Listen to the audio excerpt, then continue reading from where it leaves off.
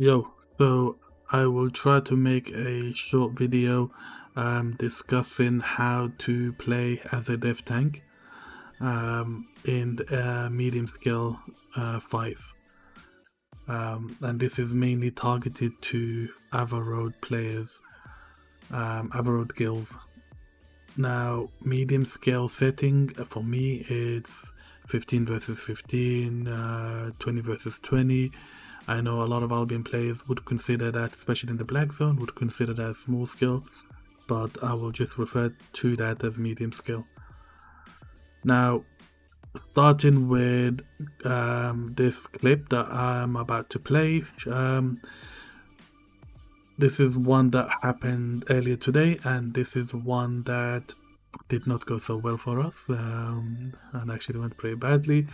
But it's always good to go through the ones that did not go well, and then we can look at and evaluate what we could do to improve. Now, I will mention that some of my tanks today stepped up to fill the role because we do lack tanks.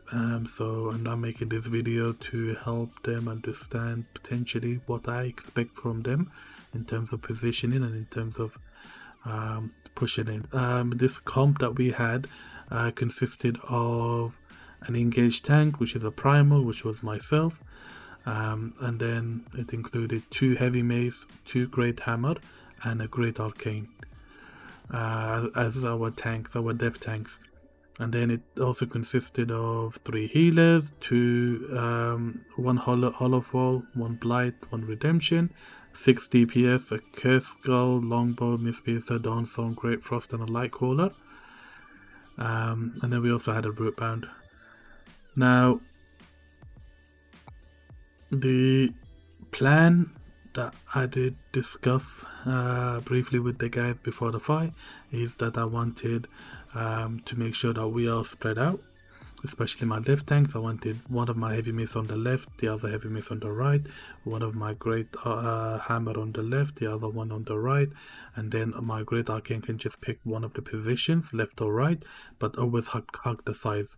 Never be in the middle. Try and avoid being in the middle as much as possible, unless you're dropping a Judy armor, unless you're dashing into or snare charging in to stop something. I'll always try when you poster up in a fight is to be positioned correctly. With that mentioned, I want to quickly clarify what I mean by dev tank. So defensive tank for me is players who are somewhat in front of the engaged tank, watching for enemy engages. So in a lot of scenarios you can watch for enemy pull and then being able to quickly be ready to snare charge into the enemy to stop that engage, or be quickly ready to just use your E, or even as a great hammer, or even use your great arcane E to stop the engage.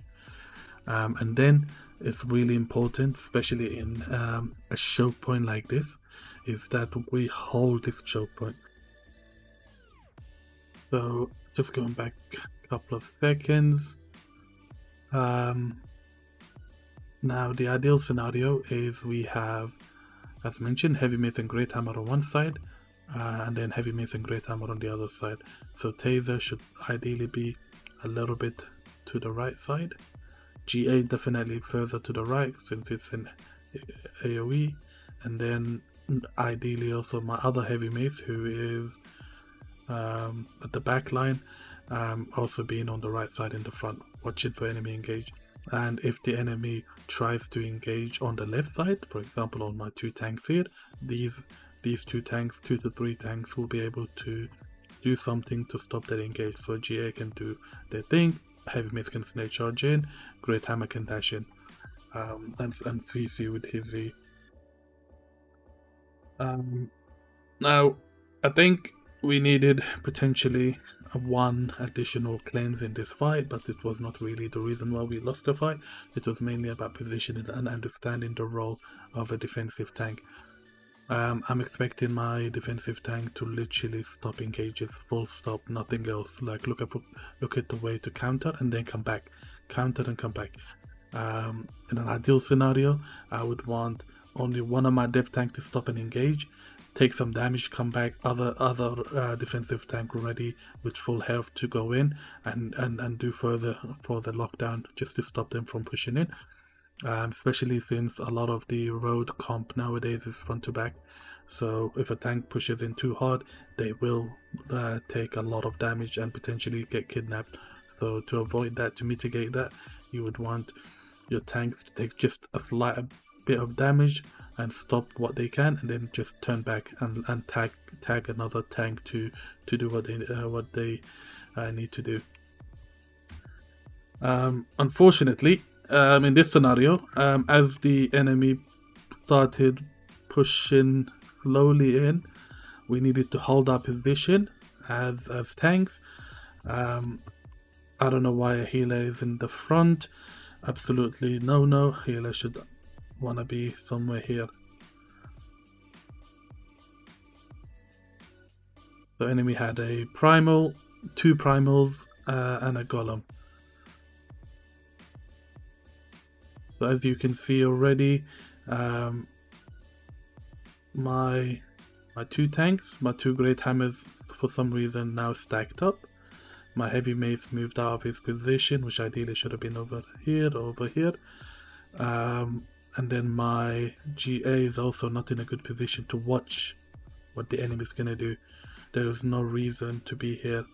This is what I would call tunnel vision and lack of experience. And here comes someone with a bit of experience. Enemy primal spots that we are a little bit clumped up, out of position, and he will pull not only the healer, the great arcane, both of the my heavy mace and both of my great hammers. They're all locked together. So now I have all my tanks, my 4 tanks clumped up, and my 5th tank is for some reason right at the back line behind the healers. So healer managed to react to blink out. Then one of my heavy maces, managed to also react quick enough from the enemy engage. I tried, even though I am not an engaged tank, I've tried to pull and slow down enemy after noticing all my dev tanks seems to have slept on me.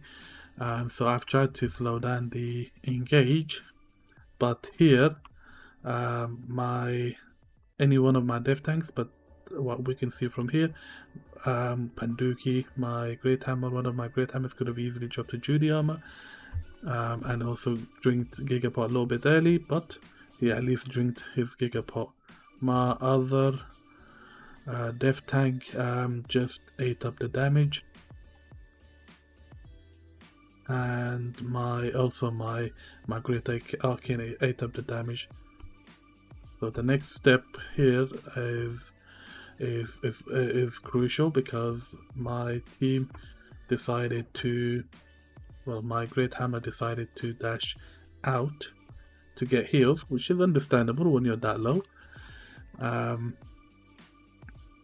And my other great hammer decided, even though he was in a reasonable health, to also dash out and then get in GA'd.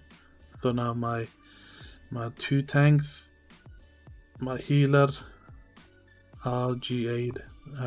My 2 healers are GA'd together. Now I would excuse the 2 healers, maybe due to the fact that the front line has taken a lot of damage. They took a step forward to try and heal, but always try to be in a safe spot. Try to heal from range. Never try to walk into choke. So now in this situation, they managed to drop additional damage on us, and it was pretty much game over. We were not able to do a single thing as dev tanks to stop the engage, even though we had 5 defensive tank and a root bound. Unfortunate, it does happen. People do make mistakes, especially when you have lack of experience. What I would have liked, if I back up a little bit, if we was positioned correctly, I would have liked the heavy if the primal pulled some targets. I would have liked to have two, at least one dev tank, whether it's like a heavy mace or a GA, to be in this position watching for this pull and then being able to GA the whole thing or snare charge and purge the whole thing, giving time for my guys to react. Because there was none of that and it was only me, I unfortunately was not able to do much as a primal. Now I will go through a couple of examples of clips that are somewhat old but can give some indication on what you could achieve if you hold your position as a dev tank and you're actually jumping in and slowing the enemy down. Okay, so this is a slightly bigger fight. It is a 35 versus 35. But it will give some indication how a Great Arcane could play in a choke point like this, and where to position themselves, like on the far right side. And then, even though I am a beginner heavy mace, I have some idea on what to do. So how a somewhat inexperienced heavy mace hopefully can react in this situation. So our enemies are a very good group that have very fast engages, and in this fight I think we were lacking, at least in the front line, we were lacking knight helmets, so bedrock maces was a problem. But as you can see, as soon as enemy rushes in, the first thing our Grey Arcane does is GAs, which is a really good GA, but he's hugging the far right side, so not much problem from his side. As mentioned, enemy usually will try and engage in the middle, and then I also try to snare charge in and purge where I can, and then followed with Judy Helm. So that's one example of holding our position and not letting 35 people push in. And as you can see, we're not really that many tanks at least in the front line. We have a GA, as we did on the last example we showed. We have one heavy mace, then we have a Grove Keeper, a Grail Seeker, and a Bedrock. So pretty much 5 tanks who are holding about a choke point of about 35 players. So again, in this scenario, we're waiting for them to engage. We're just hugging different corners effectively. Now they've decided to go and push into the GA. GA still does a really good job at GA in them, and we just jump in with a little bit of follow-up CC. Really good reaction from the GA in this fight. Sometimes people do panic instantly when they see an engage coming their way, and they would just immediately decide to dash out and back into our teammates. This is the wrong move to do. If you're a GA, just GA what you can, AoE GA, and you can drop yourself a Judy armor after that, or you can even blink out after that, but just make sure you stop the engage. And if they jump on the heavy mace, if you can see, try and jump back on top of them and stop their DPS. So this was a secondary good stop.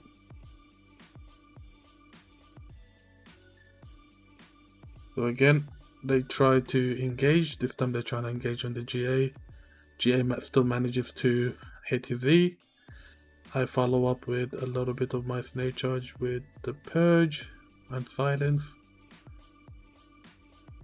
and we're still fine.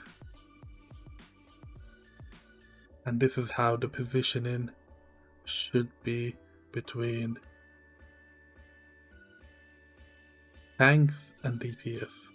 So you should always give room to your tanks to absorb, especially in a fight like this, to absorb the engage and then push in. Healers can be on the side, and then if it sounds like they've engaged, healers can take a step forward and drop heals, AoE heals on the tanks.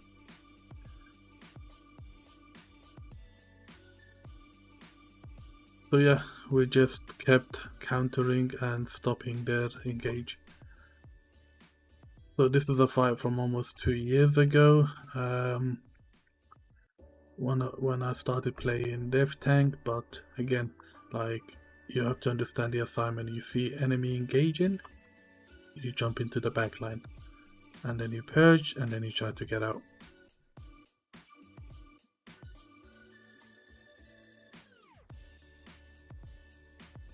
And this is the assignment that we need to get better at as a guild, for any of my guys who wants to sign up as a dev tank. It was an example that I predicted, where if an enemy will be trying to turn on us and engage, it paid off, managed to stop and engage, and then it opens up for us to be able to counter. So you don't always get the opportunity to hold a choke point. So in this scenario, you still have to step forward. You, as a dev tank, you need to be ahead of usually your engage tank. In this scenario, Smacker Jack was the engage tank. So you're just watching, you're looking. The main things I normally look for is people starting to sprint, Night Helmet being popped, or like a perma using the Scholar Rope. So here I've noticed the perma using his Scholar Rope, so I know an engage is coming in. I tried to jump in, it was a little bit further out. In this example also, just watching the perma, perma's already set up here, so I'm walking towards to stop the engage.